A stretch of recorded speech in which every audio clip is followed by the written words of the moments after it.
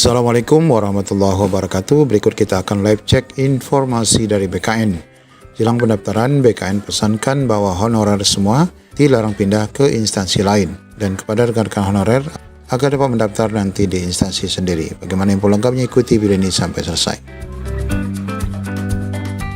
Baik Bapak Ibu, jelang pendaftaran seleksi P3K 2024 yang hari ini tanggal 26 September, harusnya sudah ada pengumuman untuk pendaftaran P3K 2024. Kita sengaja mengakses di Instagram BKN, siapa tahu memang ada informasi terkini. Nah, di sini kita akan coba lihat di relnya.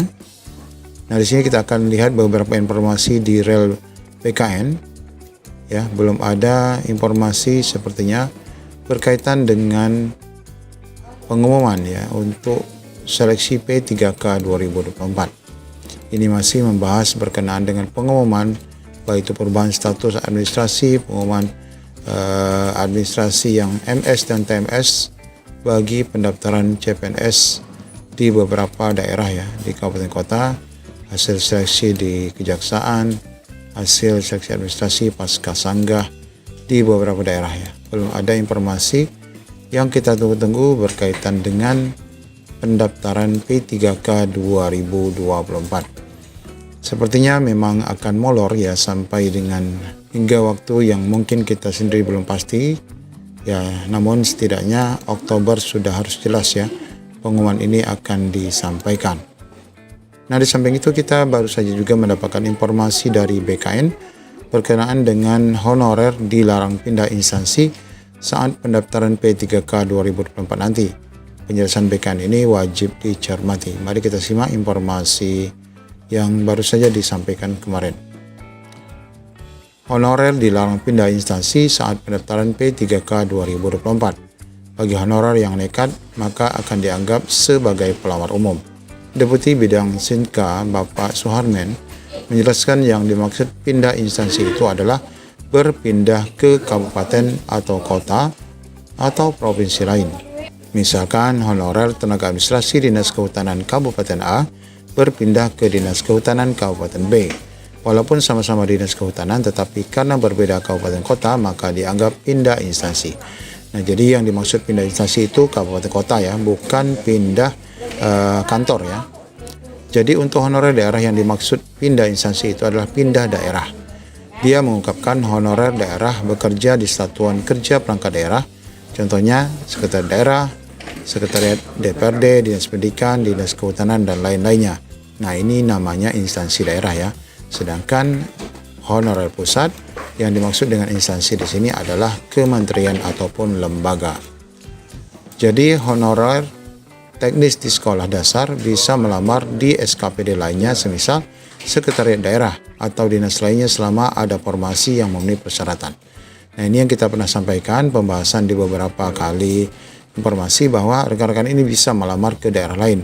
Meskipun ya ada kebolehan mendaftar, namun beberapa BKPSDM melarang ya Bapak Ibu untuk mendaftar lintas kantor ataupun lintas tempat kerja Bapak Ibu.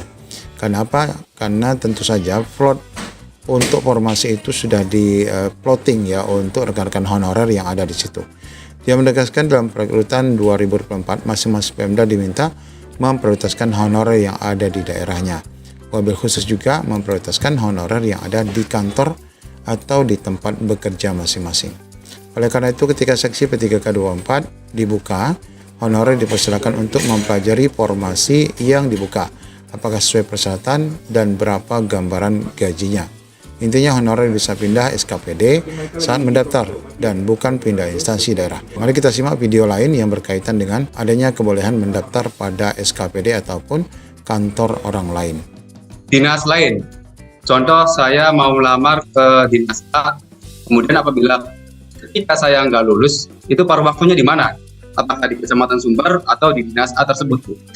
Saya mau menanyakan apakah ada pelatihan atau kiat-kiat untuk P3K untuk persiapan tes yang pertama.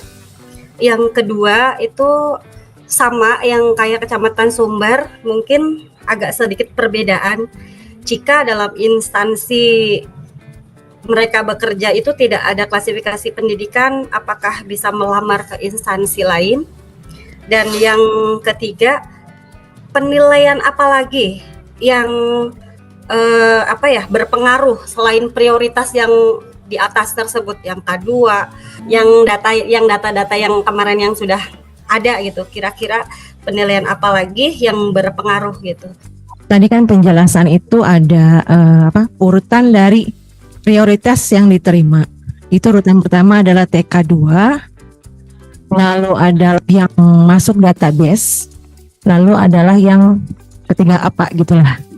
Nah, untuk yang kami tanyakan adalah misalkan formasi dengan hanya menerima satu, lalu nilai tertinggi itu apakah masih diprioritaskan oleh K2?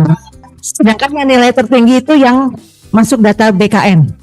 Siapa yang boleh ngelamar, yang dapat melamar di instansi pemerintah tempat bekerja. Kita sepakati kemarin dengan Kemenpan bahwa instansi itu adalah Kabupaten Cirebon. Jadi Bapak-bapak, Ibu-ibu silakan memilih kemanapun sepanjang di instansi Kabupaten Cirebon dan linear ijazahnya sama.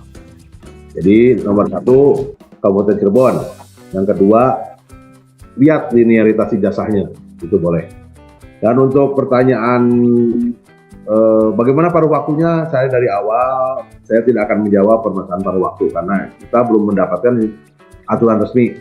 Kita hanya sampai kepada aturan tata cara pengadaan ini. Tuh ya. Apakah ada afirmasi? Sekarang tidak ada afirmasi lagi, hanya ada prioritas. Jadi Bapak silakan nilainya secara murni untuk bertarung dengan melalui tahapan prioritas yang tadi yang prioritas ini di Diktum. Untuk menjawab sekaligus pertanyaan dari Ibu yang dari Setda, bahwa urutan ini bukan kita yang mengolah, bukan Panselnas yang mengolah, tapi ini sudah masuk secara sistem. Jadi ketika kita memasukkan NIK kita, itu otomatis sudah masuk ke secara sistem. Apakah kita termasuk XTK2, apakah non-ASN terdaftar di database, atau tenaga non-ASN yang aktif bekerja di instansi. Dan itu semua penilaiannya semua secara sistem. Jadi mereka akan mengisi sendiri nilai kita berapa dan ada di posisi berapa. Ya. Yang pertama di Disdukcapil itu ada 4 orang yang waktu pendataan 2022 belum masuk database, Pak, yang dikirimkan datanya ke BKPSDM. Apakah bisa mengikuti seleksi P3K? Siap. Nah, yang kedua ada 2 orang TKK dengan jabatannya berubah, Pak, di terakhir ini. Jadi dari penjaga kantor, pramutamu, menjadi pengadministrasian umum karena dia sudah sarjana. Bagaimana, Pak Kabid? Database kita yang di BKN itu kita sekarang nggak tahu mana yang adanya. Nanti ketika di sistem itu baru kita ketahuan. Masih belum jelas, Jadi sistem itu udah melebur. Hasil pendataan kita kemarin yang 2022 itu udah melebur ke sistem di BKN. Jadi kita sudah tidak bisa apa-apa lagi. Di aturan hanya berkata bahwa 2 tahun berturut-turut dan tidak terputus. Jadi mungkin kita coba pastikan SK-SK yang 2 tahun itu, SK 2 tahun itu tidak rubah jabatan terus-menerus dan masih bekerja. Nah, yang rubah rubah ini mungkin rubah dari SD menuju ke SMP, SMA ataupun kuliah, kita coba pakai ijazah terakhir.